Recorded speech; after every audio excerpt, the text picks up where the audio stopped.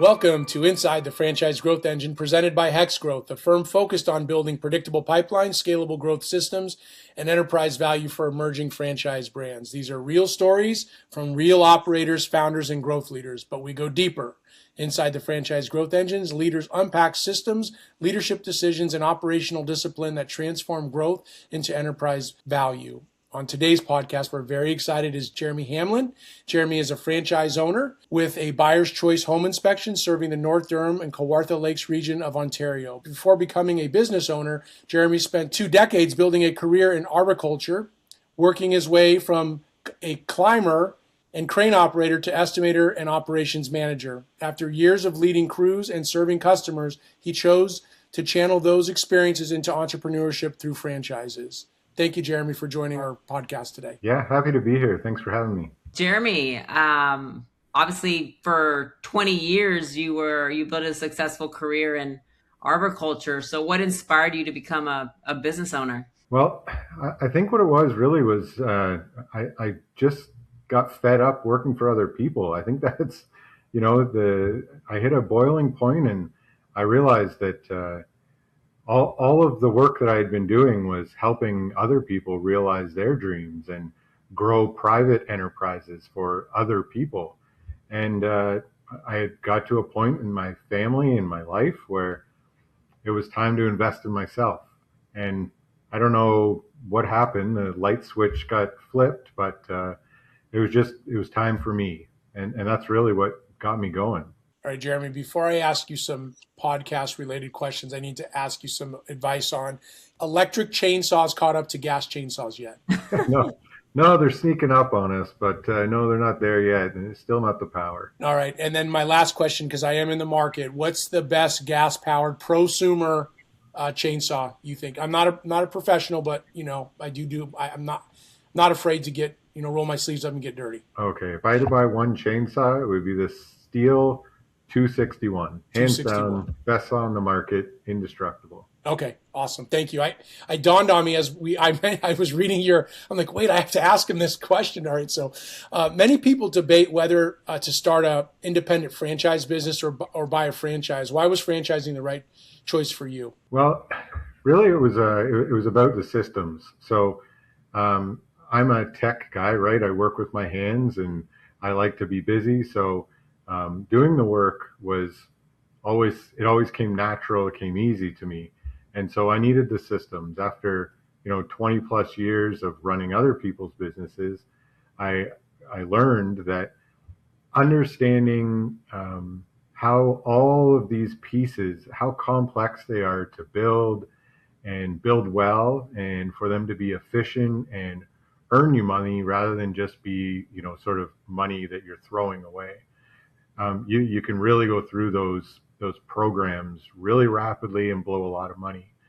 So my brother-in-law actually owns a Buyer's Choice franchise. And so for almost a decade, he's been trying to talk me into going to work with him. So I picked his brains for the last probably 7 or 8 years and got to understand how thorough the system was at a Buyer's Choice.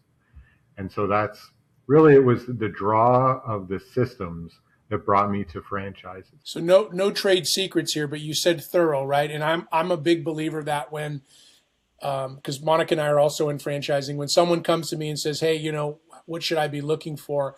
I think the thoroughness of those systems and playbooks and blueprints should be in place. And that tells you that, they've been around the block a few times and have, reiterated on their plans and their playbooks. And so sort of talk to us without, disclosing too much. But when you talk about Buyer's Choice and you looked, you pulled back the covers, what did you see that you liked? Yeah, so it's tough not to sort of reveal the secret sauce, as they like to say.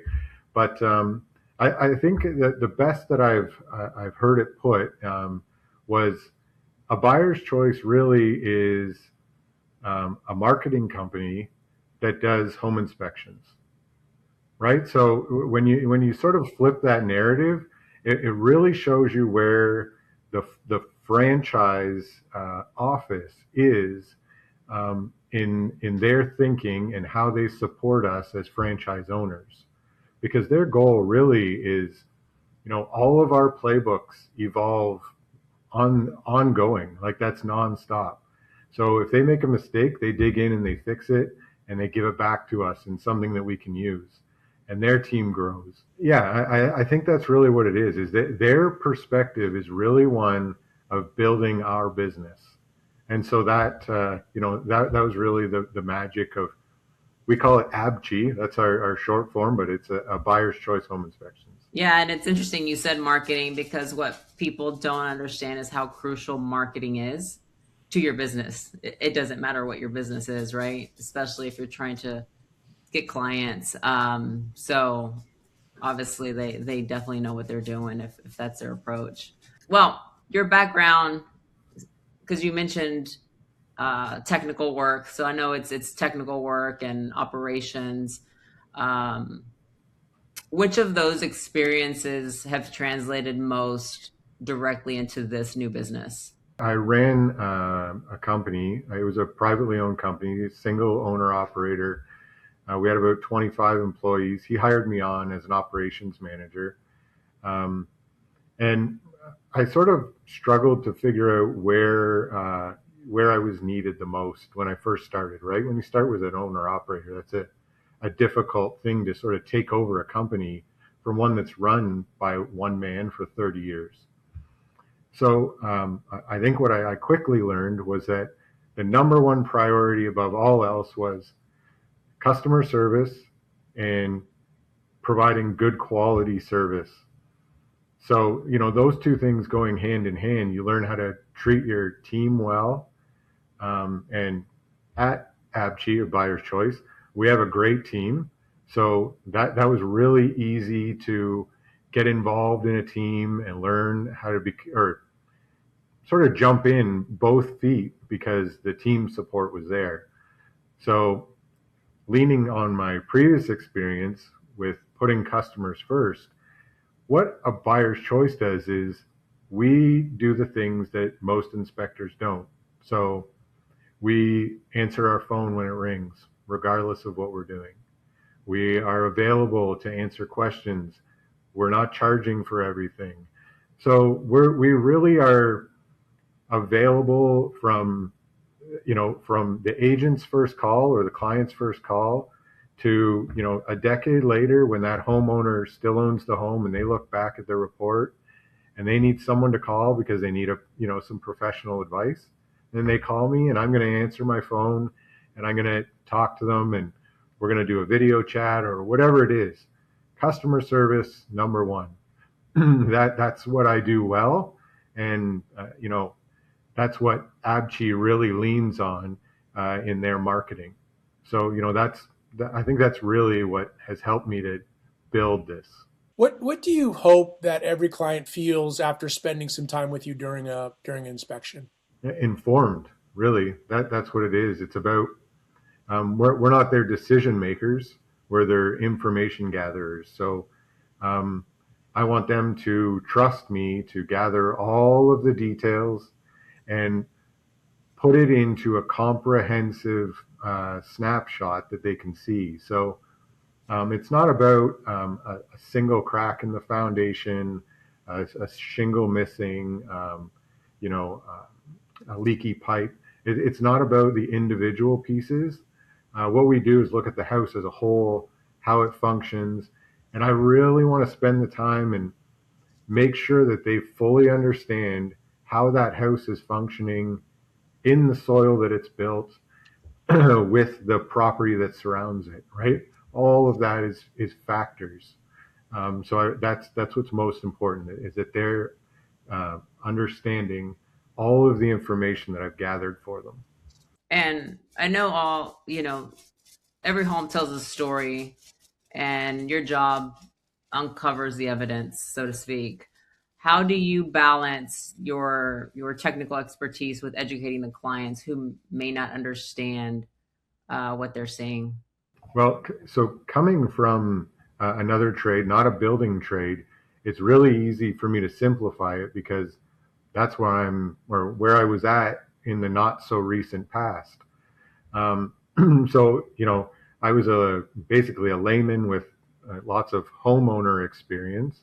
and I learned to be a home inspector through a year of Carson Dunlop University. So I got all the technical expertise. I went out and put it into practice lots of times, and then they let me go and start doing inspections. So with that mindset, I can really quickly get back to explaining things to people in a way that they understand. Be it, I'm thinking of examples. So a most recent inspection, I had a master electrician, and we did the walk through the house, and he kept telling me, "Oh, don't worry about it, don't worry about it." And I thought, okay, this guy really doesn't want me to talk to him about electrical, but at least I know where the bar is and where, at what level I need to talk to him. This guy wants to know some of the technical pieces. He doesn't need me to dumb it down for him.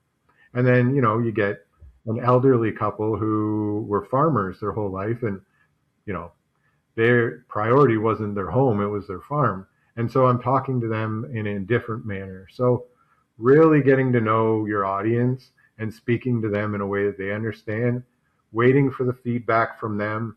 And, it's a back and forth. The most important part of our inspection is the last usually 30 minutes or an hour where I'm having a conversation and a walkthrough with the clients.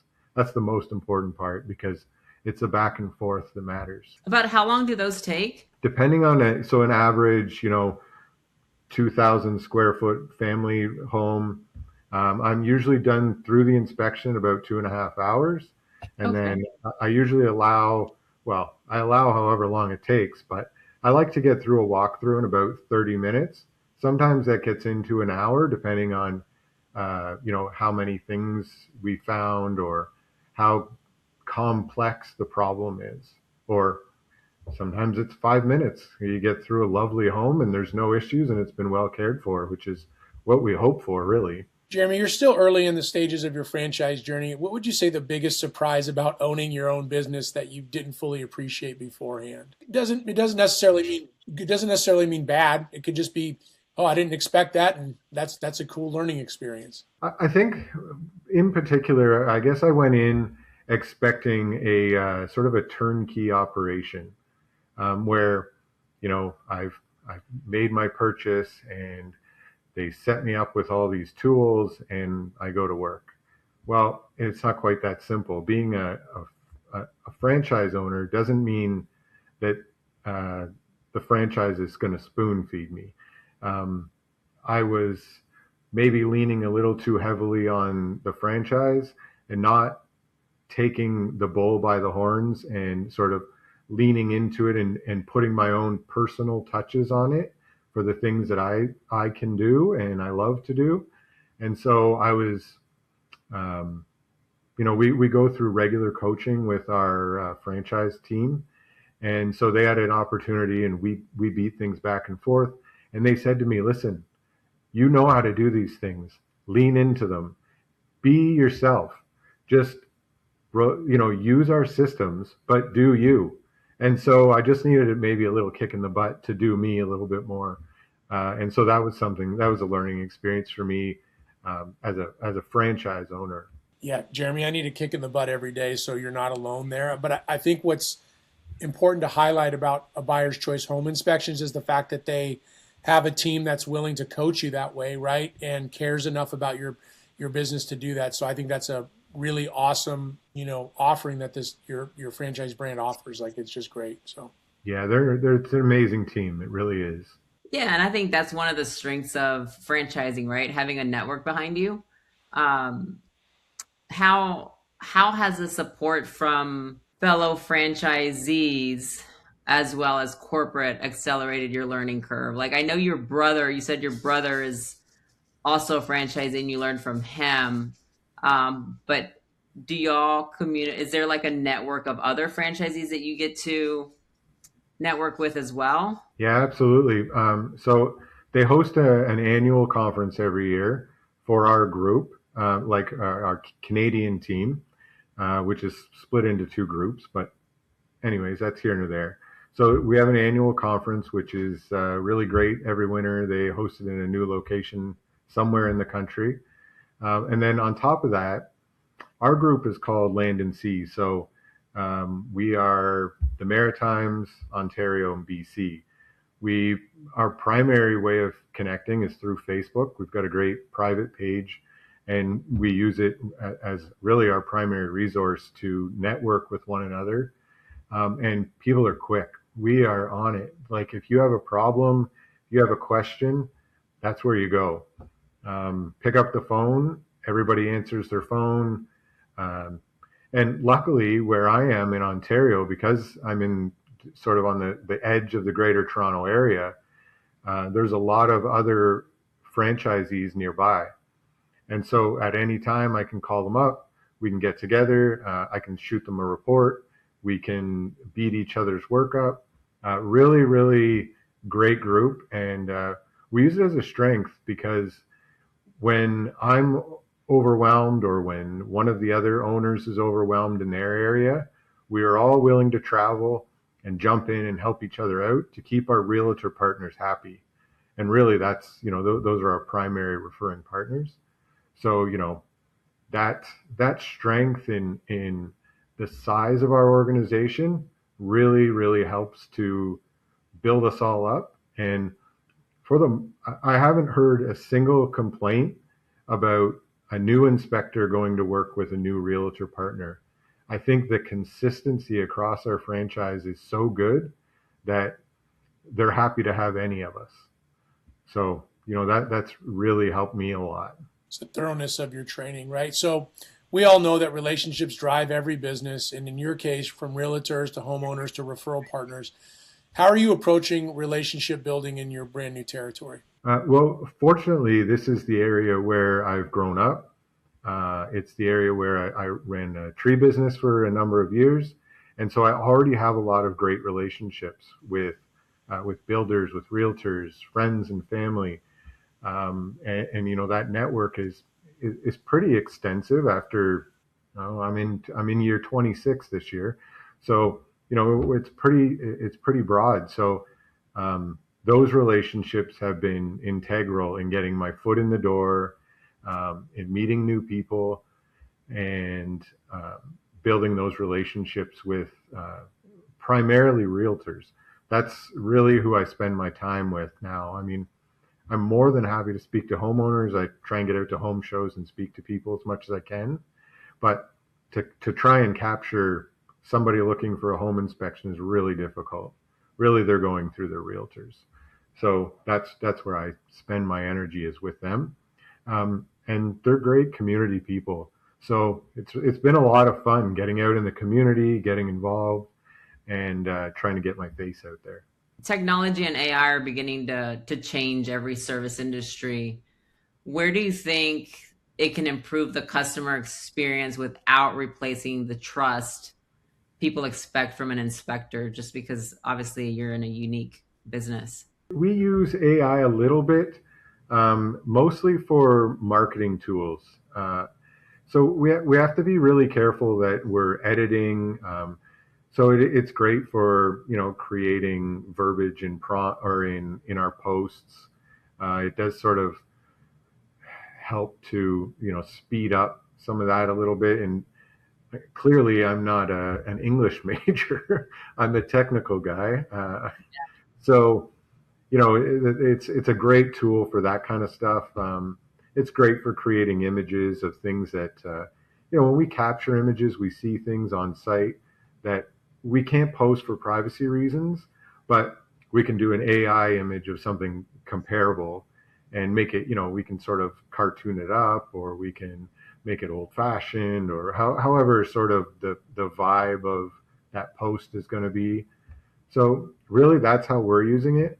As far as technology goes, we have a fantastic CRM system that we use that really helps us to track our connections with our referring partners and with our clients, do regular follow-ups, ask for reviews to our social media page, to our Google page.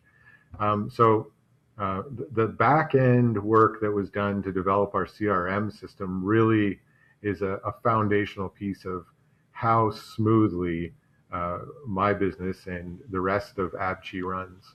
Jeremy, if someone was listening today and is a successful professional considering franchising as their next chapter, what advice would you give them? It's tough because you have to put all of your trust into a system that you haven't experienced yet. When you enter into the disclosure, when you first get the franchise agreement in your hands, you see the numbers, you understand what your goals need to be, what your expenses are going to be. It's scary. And so I guess if someone's considering franchising, I guess my best advice really would just be to look inside yourself and make sure that it's something that you're passionate about, that highlights your skill set. Don't go too far out of your skill set. Really look inside yourself and make sure that it's something that you're going to love, that you're going to work your butt off at, because it is a lot of hard work and a lot of late nights, and you got to want it. But the rewards are there. So that's it. Like, I'm all about self-reflection. So that's my advice. Look inside yourself. That's actually great advice, because from someone who's in the industry and have, communicated with a lot of franchisees over the years, it's interesting. Some of the most successful ones are the ones that are truly passionate about that brand that they're invested in, right? And then the ones that maybe aren't so much are the ones that maybe they just thought it was going to make money, so they just wanted to invest and hope that it just runs itself. And it doesn't work that way. You really have to have some sort of passion for what you're doing, and invest some time into that as well. So yeah, that's definitely great advice. I guess my last question is, what's one misconception people have about the home inspection industry? Number one, everybody wants a final answer. Should I buy this house? And that is not what we do. That's the number one. We do not answer, should I buy this house? We are just information gatherers, and we disseminate what we find. That's the number one misconception, is people think that they're going to get, all of the trades wrapped into one, and we're going to be able to tell them the exact value of that house when we're done. I wish I could. I really do, but that's not what we do. We're really a holistic approach. We really want to get a good view of this house. You could build 20 houses side by side, and each one of them is going to, maybe the foundation was packed with clay, one with sand, and one has a bunch of trees adjacent to it, one has really good drainage, one doesn't, maybe one had 2 pours of concrete for the foundation. Like, there's just so many variables that go into the construction of a home. We can't do it. So that's the number one misconception, that we can't do and we won't do, but we are there to answer as many questions as we can for you. Homeowners and realtors of North Durham and Kawartha Lakes region of Ontario. Jeremy, tell them how they can get a hold of you. So you can get me on my website. You can get me through Google. Email jeremy.hamlin@abuyer'schoice.com. Yeah, great podcast today.